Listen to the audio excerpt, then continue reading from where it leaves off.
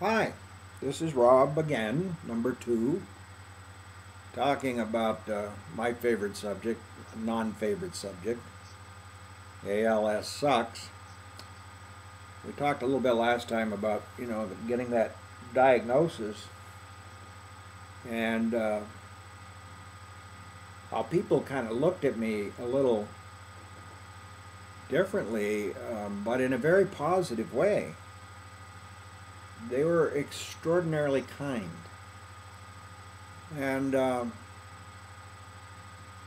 course, I arranged for a second opinion, but the neurologist that worked with me first was also extremely kind, and he urged a second opinion, said he'd love to be wrong, but he didn't think he was. I said, okay, we'll try it again. And in the meantime, I remember walking out of the doctor's office. I was still walking then, thinking to myself, well, this ought to be really interesting. And indeed it has been. One of the first things I discovered was that a lot of symptoms that I had over a period of, I don't know, maybe a couple of years, it's amazing how it all time will kind of run together, seemed to make sense. My posture, feeling a little stiff, a whole variety of things. So I said, aha. And that probably took, like I said, a couple of years. It wasn't that I sat around for that. I had gone to physical therapy hoping to straighten out my back, and because I had a lot of success with physical therapy before, but it actually got worse. So I pretty much accepted that something was definitely wrong.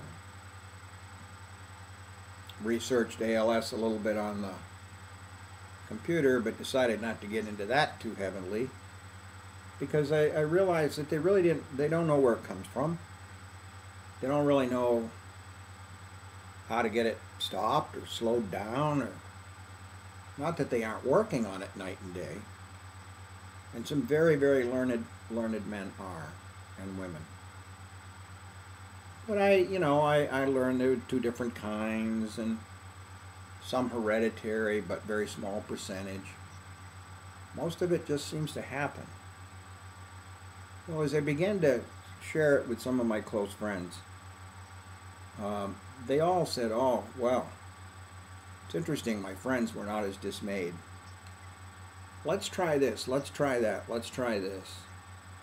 And right away, I found myself immersed with a wonderful group of people. What I kind of call a vein of gold that runs through our society that I really never even had a guess or a hint about.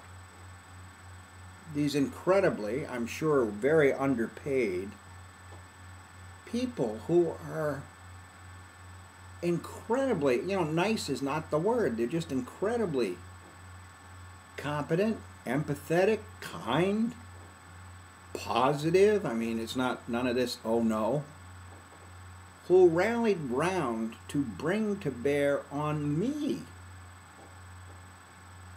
every bit of knowledge they had, any particular knowledge they had, whether it be acupuncture or dieting or equipment or people they knew. It was really quite amazing.